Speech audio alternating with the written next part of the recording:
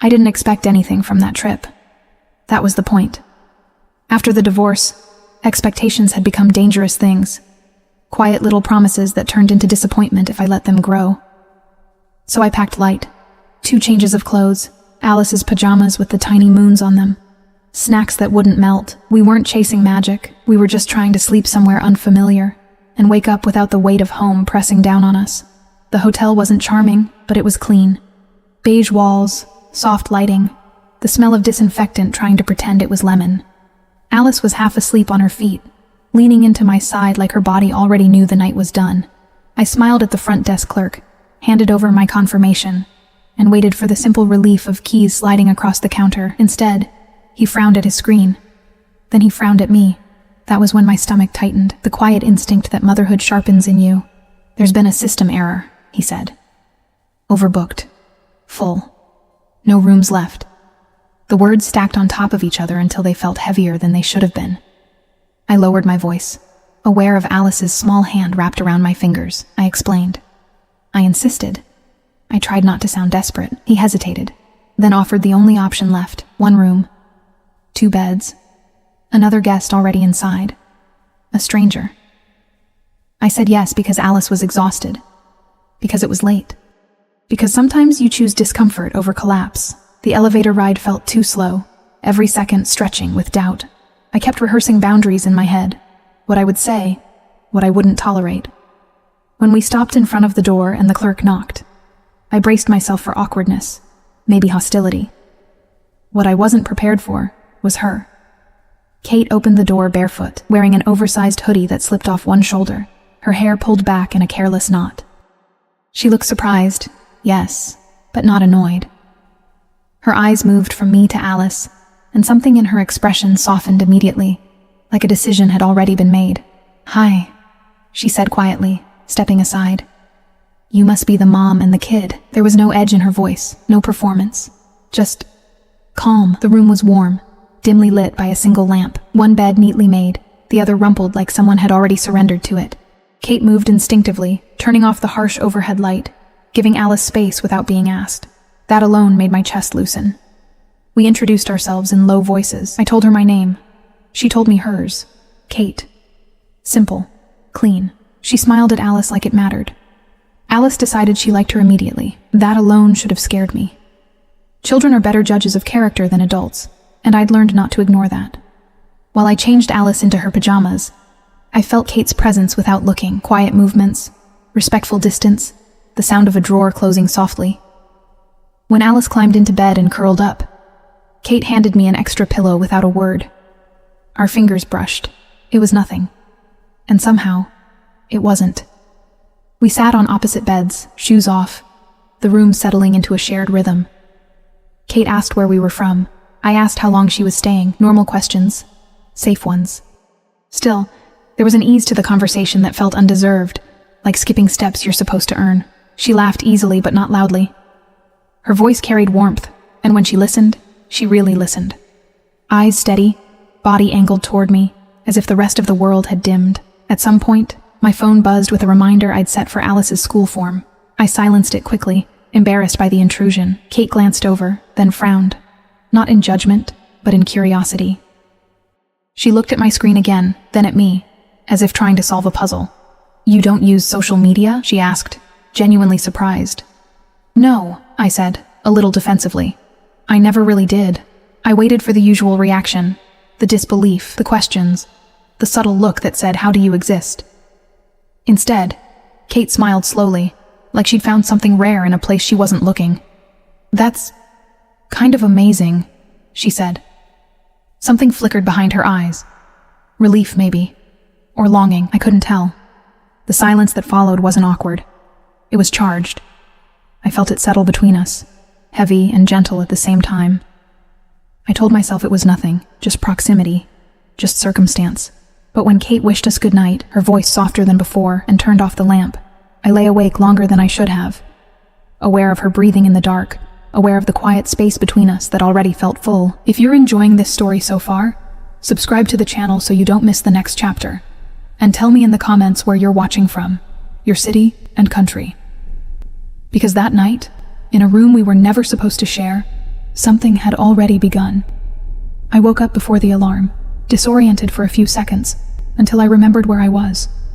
The unfamiliar ceiling, the faint hum of traffic outside, and then the quiet presence on the other side of the room. Kate was still asleep, curled on her side, one arm tucked beneath her pillow. The hoodie she'd worn the night before had slipped higher, exposing her collarbone. I looked away immediately, embarrassed by the intimacy of noticing. This was a shared hotel room, a mistake. Nothing more. Alice slept between the sheets like she always did. Sprawled and fearless, one leg kicked free. I lay there watching her breathe, grounding myself in the familiar rhythm of motherhood. That was my anchor. Always had been. I told myself this trip was about her, about giving her something steady after months of change. And yet, my attention kept drifting back to the other bed, to the quiet rise and fall of Kate's chest, to the strange sense of calm that had settled in the room overnight. Kate woke slowly, blinking like she was resurfacing from a deep place. When she noticed me sitting up, she smiled, soft, unguarded, still half asleep. "Morning," she whispered, glancing at Alice and lowering her voice instinctively. That small consideration did something to me. Most people had to be reminded, Kate didn't. She stretched, then froze, suddenly self-conscious. I didn't snore, did I? I shook my head, smiling back despite myself. If you did, it didn't wake me. We moved around each other carefully, like dancers learning the same space. I took Alice to the bathroom to brush her hair while Kate waited, scrolling briefly through her phone before slipping it face down onto the desk. I noticed that too, the deliberate way she disconnected. When we left the bathroom, Kate had already set aside space on the table for Alice's cereal and lined up plastic spoons she'd asked for downstairs. I wasn't sure what she liked, she said, a little unsure of herself. But they had these. Alice beamed at her like she'd just been given a gift. Breakfast blurred into something almost domestic. Alice talked. Kate listened. I watched the way Kate leaned in, how she asked questions instead of interrupting, how she laughed when Alice corrected her. There was no performance in it, no need to be impressive. At one point, Kate met my eyes across the table, and the look she gave me, warm, conspiratorial, like we were already a team, made my chest tighten in a way I hadn't felt in a long time. Later, when Alice asked if we could go to the pool, Kate hesitated. "I'll sit this one out," she said, quickly, almost too quickly. I nodded, not pressing. Still, something flickered there. Restlessness, maybe. While Alice splashed happily, I sat on the edge with my feet in the water, my thoughts drifting back upstairs, to Kate, alone in that room, waiting. The realization unsettled me more than it should have. When we returned, Kate was standing by the window, looking out like she was trying to memorize the view. She turned when she heard us, smiling again, but the smile felt thinner, controlled. We talked about nothing, about the weather, about how long the drive had been, safe subjects. But beneath it all, there was a hum. Awareness. When she laughed, I felt it in my ribs. When she brushed past me to grab her bag, her sleeve grazed my arm, and I forgot what I was saying. That afternoon, Alice napped. The room fell quiet in a way that felt heavier than before. Kate sat on her bed, knees pulled in, fingers worrying at the hem of the hoodie. "Can I ask you something?"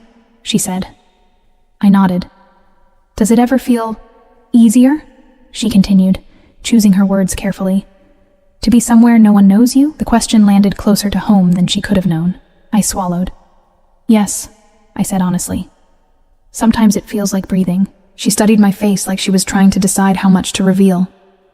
I waited. I didn't push. I'd learned the hard way that people tell you who they are when they're ready.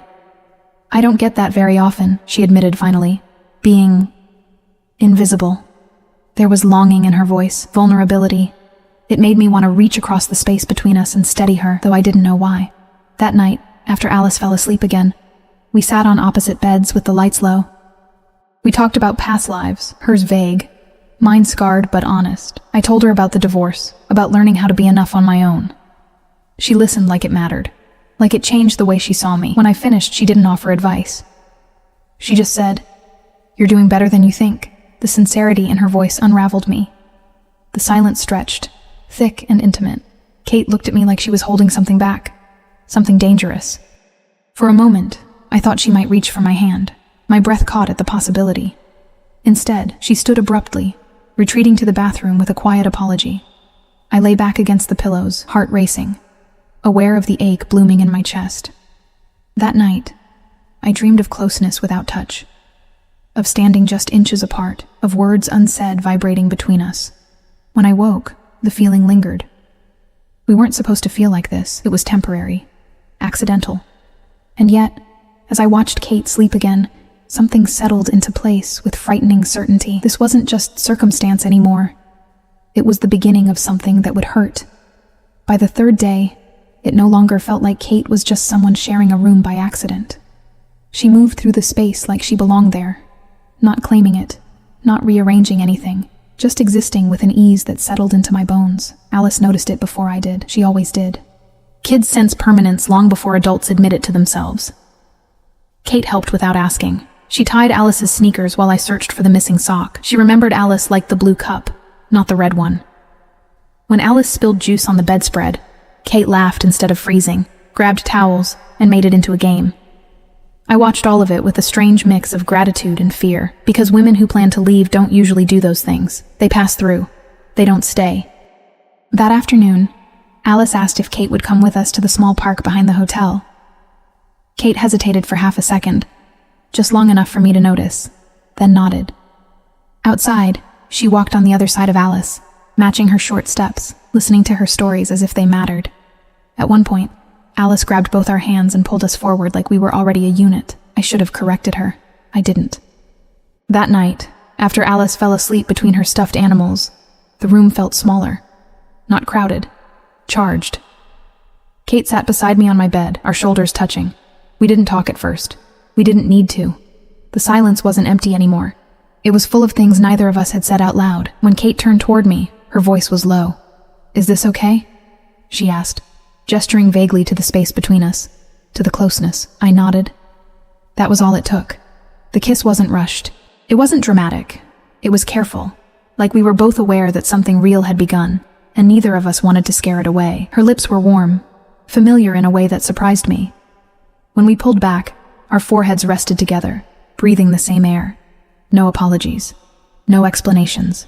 Just quiet understanding. After that, it felt natural to lie down side by side, not touching much, but close enough to feel the other's warmth. In the morning, nothing reset. That was what startled me the most. We didn't wake up awkward or embarrassed. Kate brushed her teeth while I made coffee. Alice climbed into Kate's bed without asking, and started telling her a dream she'd had.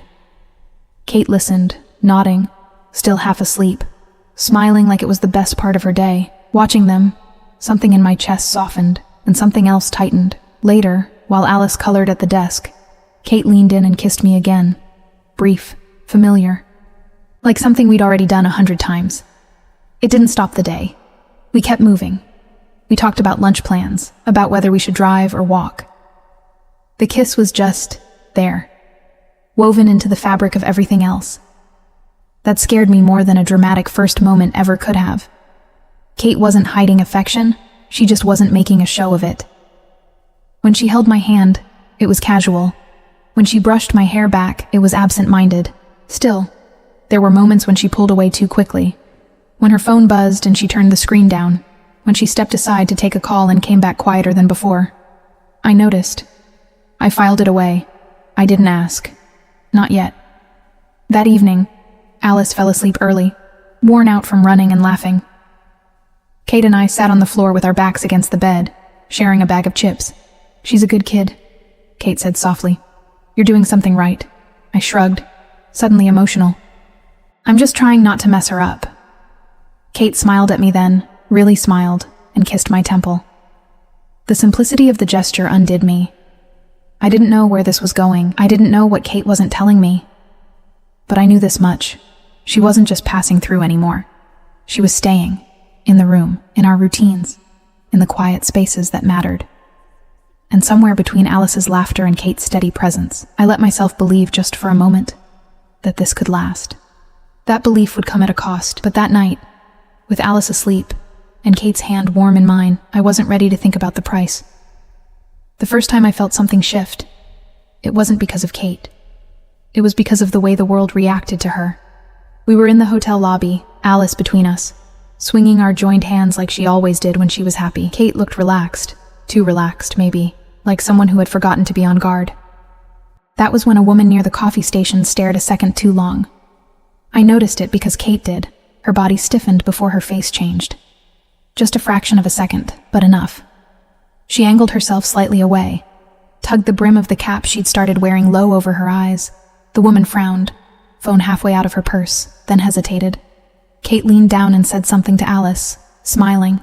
Casual. The moment passed. The woman turned away, but the air never quite settled back into place. "You okay?" I asked quietly as we headed outside. Kate nodded too fast. "Yeah, just tired." I accepted it because that's what you do when you care about someone, but don't yet feel entitled to their whole truth. We walked in silence for a block, Alice hopping over cracks in the sidewalk. Kate slipped her hand into mine again, grounding herself, and me. The normalcy of the gesture made me ignore the warning still buzzing in my chest. We spent the morning wandering through a small market nearby. Kate kept her sunglasses on, even indoors, which struck me as odd. Still, she laughed with Alice, bought her a ridiculous balloon shaped like a dinosaur, kissed me quickly when Alice ran ahead. We looked like a family. That realization hit me out of nowhere and stayed lodged in my throat. At one point, a vendor leaned forward, squinting at Kate. "Has anyone ever told you that you look—" Kate interrupted him smoothly, pointing at Alice. "She's obsessed with these," she said, lifting a bracelet display. The vendor followed her gaze. The moment dissolved. Kate exhaled slowly, like she'd been holding her breath underwater. I watched her, really watched her, and understood something without fully understanding it. Back at the hotel, Alice napped, worn out and sticky with sugar. Kate closed the curtains, dimming the room, and sat beside me on the bed. She leaned in, kissing me without hesitation, without asking. The kiss was familiar now, confident, grounding. When she pulled back, her eyes searched mine, as if checking whether the world had followed us inside. "I'm sorry if I'm being weird today," she said. "I just don't like being noticed. Most people love it," I replied. Kate smiled, but it didn't reach her eyes. "I'm not most people." She rested her forehead against mine. Breathing me in like that alone could steady her. I wanted to ask more. I didn't. The intimacy we'd built felt fragile. I didn't want to fracture it with questions I wasn't sure I was ready to hear the answers to. That night, we ordered takeout and ate cross-legged on the bed while Alice watched cartoons. Kate brushed rice off my knee, absent-minded, affectionate.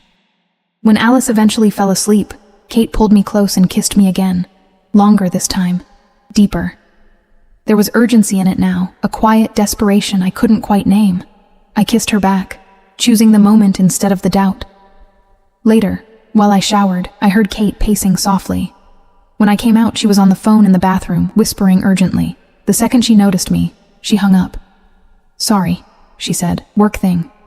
I nodded. People have work things. Even strangers you fall for in hotel rooms. Still, something in the pit of my stomach tightened.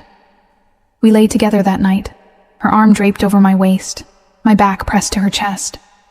She traced lazy circles on my skin like she was memorizing me. "I like who I am here," she said suddenly. "With you." I turned to face her, the sincerity in her voice knocking the air from my lungs. "I like you here too," I answered, meaning more than just the place. In the dark, I wondered what parts of herself Kate had left outside the room. I wondered what kind of life required this much hiding. But wrapped in her warmth, with Alice sleeping peacefully a few feet away, I chose comfort over curiosity. Chosen ignorance maybe, or trust. At the time, it felt like the same thing. The next morning, as we checked the weather on my phone, a notification popped up on the screen of a man standing nearby. Kate's face, unmistakable, frozen mid-smile. My breath caught. Kate saw it too. Our eyes met for half a second, a silent alarm passing between us. The man swiped away the video without noticing us. Kate squeezed my hand, a little too hard. "Let's go," she said softly. And just like that, the world had almost seen her. We left the hotel early, before the lobby filled, and before the day had a chance to turn loud. Alice insisted on wearing the dinosaur balloon from the market the day before. Its string wrapped around her wrist like it was something precious. Kate offered to drive, then stopped herself, laughed softly, and handed me the keys. "You're better at normal days," she said. I didn't ask what she meant. I just took them. The town was small enough to cross in minutes. A diner with chipped mugs. A bookstore that smelled like dust and paper. A park with a rusted swing set, and grass worn thin by years of feet. Nothing special. That was the miracle of it. Kate walked beside me with her hands in her pockets, shoulders loose, like she'd stepped out of a role she wore too tightly. When Alice ran ahead, Kate reached for my hand without thinking. I let her. At the diner, we slid into a booth by the window. Alice ordered pancakes with too much confidence. Kate ordered coffee and nothing else, then changed her mind and added eggs when Alice frowned at her plate. We shared bites without ceremony. Syrup on fingers, laughter too loud for the space. At one point, Kate leaned across the table and kissed me quickly, right there, in public. No one looked. No one cared. The kiss landed anyway. Simple, grounding, real. After breakfast, we wandered into the bookstore. Alice curled up on the floor with a picture book, and Kate drifted through the aisles, touching spines like she was reacquainting herself with something old. "I forgot how quiet feels," she said, almost to herself. I watched her from the end of the aisle, the way she bent her head to read a title, the way the light caught her face when she smiled. I felt a pull in my chest that had nothing to do with want, and everything to do with recognition. We ended up at the park because Alice asked, because she always asked, and because we had nowhere else to be. Kate pushed her on the swing, higher each time, laughing when Alice squealed. I sat on a bench and let the moment wash over me, the ordinariness of it, the way it felt earned. When Kate sat beside me to catch her breath, she rested her head on my shoulder like it belonged there. I kissed the top of her head without thinking. She smiled, eyes closed. It was easy to imagine this lasting. That was the dangerous part. We talked about nothing important, favorite foods, places we'd lived, the ridiculous things kids believe at certain ages.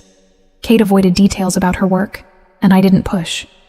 Instead, I told her about the divorce, about the quiet after, about learning how to stretch groceries and patience at the same time. She listened the way people do when they aren't waiting to speak. When I finished, she kissed me, slow and steady, like punctuation.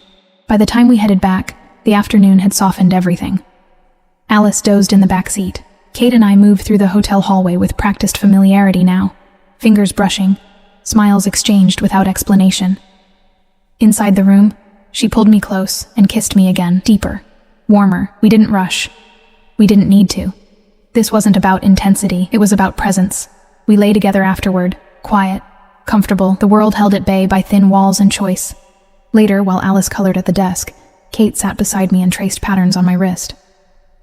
"I don't want this day to end," she said. There was no drama in it, just truth.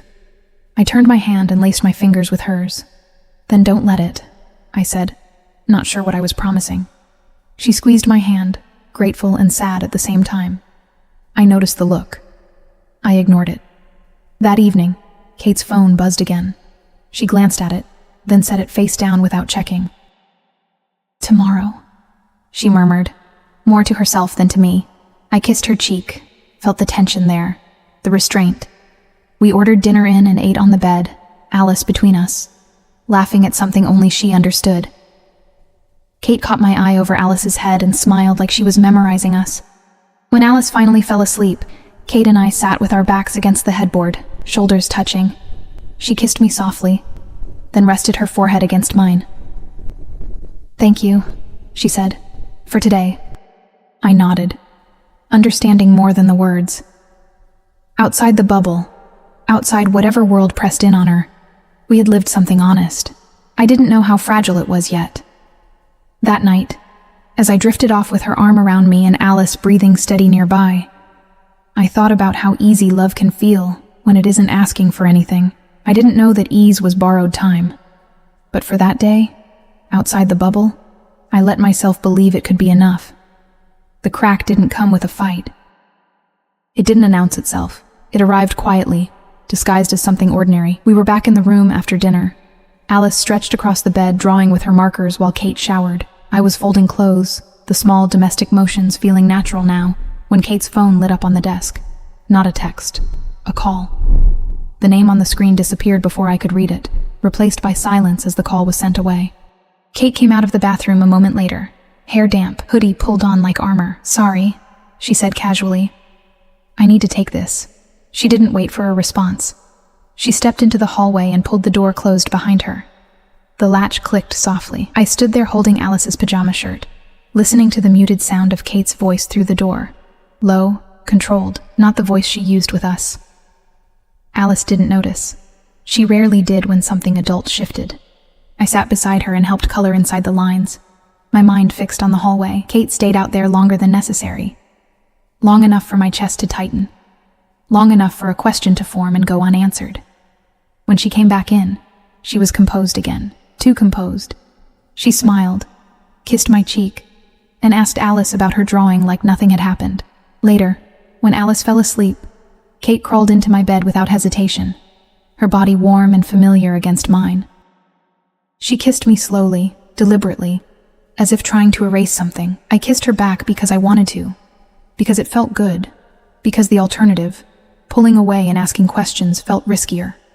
Her hands rested at my waist, grounding me. For a moment, the crack disappeared, but it didn't stay gone. When she pulled back, her eyes avoided mine. "Everything okay?" I asked, keeping my voice light. She nodded. "Just work. It's complicated." There it was. Not a lie, just not the truth. I accepted it the way people do when they want to keep what they have intact. "Okay," I said. The word tasted thin. The next morning, Kate was quieter. Not distant, just careful. She kissed me before Alice woke, her lips lingering like she was memorizing the moment. She held my hand longer than usual at breakfast. When Alice asked if Kate would come with us again later, Kate hesitated before saying yes. That half-second pause felt louder than anything else she'd done. In the afternoon, while Alice napped, I finally asked. Not directly, carefully. "Does someone expect you to be somewhere else?" Kate looked at me then, really looked at me, like she was measuring what I could handle. "Sometimes," she said. "But not like this." She reached for my hand. "This matters to me." I believed her. That was the problem. We still kissed, still touched, still moved through the room like we belonged together. But something had shifted in the way Kate held her phone, the way she angled her body away when it buzzed. She started stepping into the bathroom to check notifications. I noticed because I wasn't supposed to. Because noticing meant admitting that trust had begun to thin. That night, she kissed me harder than usual, urgency bleeding through control. I felt it. The fear beneath it, the pressure of something closing in. When we lay together afterward, her breathing was uneven. "If things were simpler," she started, then stopped. I turned to face her. "They never are," I said. She smiled sadly and kissed my forehead, a gesture that felt like an apology. The next day passed in fragments, moments of normalcy stitched together with silence. Alice laughed. Kate laughed with her. I laughed too, but underneath it all, I was counting the spaces between Kate's smiles, the seconds it took her to respond when her phone buzzed. I hated myself for it. I hated that something so small could feel so heavy. That evening, as we packed a little, nothing final, just tidying, Kate stood by the window again, staring out like she was bracing for impact. I wrapped my arms around her from behind, resting my cheek against her back. She relaxed into me, just slightly. "I don't want to hurt you," she said quietly. The words landed wrong, too early, too honest. I pulled back enough to see her face. "Then don't," I said. She didn't answer. She kissed me instead, soft, lingering, full of things she couldn't say. I kissed her back because I wasn't ready to let go, because the crack was still small, because love, when it's new and real, makes you believe you can outrun the truth. But as I lay awake that night, Alice sleeping peacefully nearby and Kate's arm heavy across my waist, I understood something I didn't want to admit yet. Whatever Kate was holding back wasn't going to stay hidden forever, and when it surfaced, it wouldn't just break the room, it would break us. The truth didn't arrive dramatically. There was no confession, no trembling voice, no tearful admission. It came the way most real disasters do, quietly, through someone else's screen, when I wasn't prepared to defend myself. Alice and I were in the hotel lobby, waiting for Kate to come down so we could check out together. Together. That was the word I had started using in my head without realizing it. Alice was leaning against my leg, humming, when a girl near the vending machine squealed softly, not loud enough to be rude, just enough to be excited. "Oh my God," she whispered to her friend, holding her phone closer. "That's her." I didn't look. I wasn't part of that world. I never had been. I only looked when Alice tugged my hand and said, "Mom, that looks like Kate." I turned then. I shouldn't have. The phone screen was angled just enough for me to see it clearly. Kate's face, unmistakable, smiling into a camera I had never seen her hold. Millions of likes under it, a caption I didn't read because my chest had already started to collapse inward. Influencer. Famous. Not just noticed, followed, watched, loved by strangers who thought they knew her. Kate walked into the lobby seconds later. She saw my face before she saw the phone. She stopped mid-step. The color drained from her expression so fast it scared me. For a moment, no one moved. Not the girls with the phone, not Alice, not me. The world had paused, just long enough to make sure it hurt. "Lorene," Kate said quietly, like she could still fix this by saying my name right. I didn't answer. I couldn't. Alice looked between us, confused, sensing the shift. I knelt in front of her, smoothing her hair, keeping my voice steady. "Go sit over there for a minute, okay? Mommy will be right there." Alice hesitated, then nodded, trusting me. That trust cut deeper than anything else. Kate tried to explain without speaking. Her hands moved, her eyes pleaded. I stood up slowly, feeling detached from my body. "How long?" I asked. My voice sounded calm, distant. That frightened me more than if I'd been screaming. Kate swallowed. "From the beginning," she admitted. The words landed cleanly. No excuses, just truth. Finally. I nodded. That was all I could manage. Around us, the lobby noise crept back in, unaware it had just witnessed the end of something private.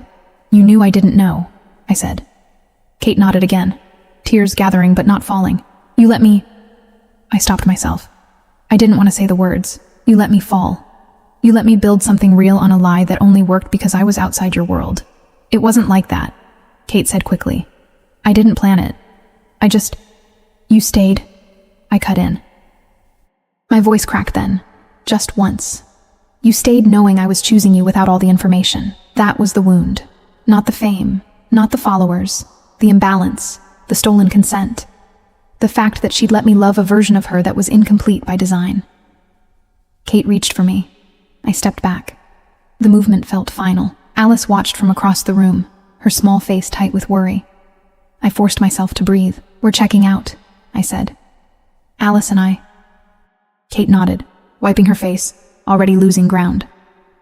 "I'll give you space," she said. "I'll explain everything if you want. Whenever you're ready." I didn't answer. There was nothing she could say that would make the truth arrive differently. Up in the room, I packed quickly. Alice asked questions I answered with half-truths. Kate didn't follow. She respected the distance at last, and that almost made it worse. As I zipped the suitcase, memories assaulted me without permission. Her hand in mine at the park, her lips against my temple, the way she'd looked at Alice like she mattered. All of it real. All of it now contaminated. In the car, Alice was quiet. Too quiet. "Is Kate mad at us?" she asked finally. I swallowed hard. "No," I said. "She's just someone we met on the way." The lie tasted bitter. Kate had been more than that. She had been woven into our days, into our routines, into my sense of safety. And she had known exactly who she was while I did not. That night, alone in a different hotel, I lay awake replaying everything. The kisses, the laughter, the way she'd said she liked who she was with me. I believed that part was true. That was the cruelest realization of all. The love had been real. The choice hadn't. Somewhere, Kate was probably being watched, commented on, missed by millions who didn't know her at all. And I was here, holding the weight of what she'd taken from me without ever asking. The room had been a mistake, but the love hadn't been, and that was why it hurt so much. The next morning felt heavier than the one before, like the air itself had learned something it couldn't unlearn. Alice slept longer than usual, her face slack with exhaustion, and I let her. I didn't have anywhere to be. I didn't want to move. I lay there staring at the ceiling of a room that meant nothing to me, listening to the muted sounds of the hallway, and wondering how something that had felt so solid could vanish without leaving debris behind. Kate didn't text. That was the first thing I noticed, not because I expected her to, but because a part of me was waiting to be angry about it, waiting to reject something that didn't come. The silence stretched, clean and deliberate. It hurt in a quieter way than words ever could. I checked out early, signed papers without reading them, carried our bags alone. It felt important that I did it myself. Alice asked for pancakes. I said yes. We sat in a small diner where no one knew our names and no one looked twice. She talked about school, about a project she'd forgotten to mention, about how the dinosaur balloon had finally lost its air. I nodded, smiled when appropriate, and held her hand across the table like it was the only thing anchoring me to the present. It wasn't until later, back in the car, that my phone buzzed. One message. Just my name. Kate. I'm here. I won't push. I just needed you to know. I stared at the screen until the letters blurred. The restraint in that message cut deeper than any apology. It told me she understood what she'd taken, that she was finally respecting the boundary she'd crossed too late. I didn't reply. Not because I wanted to punish her, but because I didn't trust myself to say anything that wouldn't pull me back. That night, after Alice fell asleep curled against my side, I let myself remember the way Kate had fit into our rhythm without trying, the way she'd kissed me like she wasn't collecting moments, just inhabiting them. I hated that none of it felt fake. I hated that the truth didn't erase the tenderness. It only sharpened it. The next day passed in fragments, errands, gas stations, a hotel that was clean but forgettable. Alice watched cartoons while I stared at my reflection in the bathroom mirror, searching for the version of myself that had believed so easily. I didn't find her. Maybe she'd stayed behind in that room with the wrong reservation and the right person. Kate didn't disappear. She didn't flood my phone either. One message a day. Always short. Always careful. No explanations unless I asked. No declarations. Just presence without pressure. I resented how much that made me miss her. How adult it was. How unlike the world she came from. On the fourth day, Alice asked the question I'd been dreading. Are we ever going to see Kate again? Her voice was small, cautious, like she already sensed the answer might hurt. I sat beside her on the bed and took her hands in mine. I don't know, I said honestly. Sometimes people come into your life for a little while. Alice frowned, but she felt like a lot while she was here. I closed my eyes. Yeah, I whispered. She did. That night, I dreamed of the hotel room, not the moment everything broke, but the quiet before it. Kate's arm around my waist, Alice asleep between stuffed animals. The feeling that nothing was wrong. I woke with my heart racing. The absence beside me loud and cold. I pressed my hand to the empty space and let myself feel the loss fully, without trying to minimize it. 2 days later, Kate sent another message. I'm leaving town tomorrow. I didn't want to go without saying that what we had was real to me. I don't expect anything from you. I just needed you to know. I sat with that longer than I should have. The words didn't fix anything. They didn't reopen wounds either. They simply existed, like an offering laid down without demand. I typed and erased a response 3 times before setting the phone aside. I wasn't ready to give her anything back yet, not even closure. Distance isn't always about miles. Sometimes it's about choosing not to reach across a space that still hums with memory. I was learning how to live inside that choice, how to protect my daughter, how to protect myself. But distance, I realized, doesn't erase love. It just teaches you what it costs. She didn't announce herself. There was no dramatic arrival, no call asking if I was ready. Kate showed up the way people do when they understand they no longer get to decide the terms. Quietly, with humility, leaving room for refusal. I was in the motel parking lot, loading our bags into the trunk, when I felt it before I saw her. That familiar pull, the one I had tried to bury under routine and distance. She stood a few steps away, hands visible, phone nowhere in sight. No hoodie this time. Just jeans, a plain jacket, her hair loose and unstyled. She looked smaller somehow, less protected. I didn't know if you'd want to see me, she said. So I waited. I nodded once, the motion stiff. Alice was still inside, finishing a juice box. This was already too much, too soon. I'm not here to convince you of anything, Kate continued, voice steady but low. I'm not here to explain myself unless you ask. She took a breath. I just didn't want to leave town without looking at you and saying I'm sorry. Not I'm sorry you found out. Not I'm sorry you're hurt. Just I'm sorry. It landed differently than I expected. We walked a few steps away, toward the edge of the lot.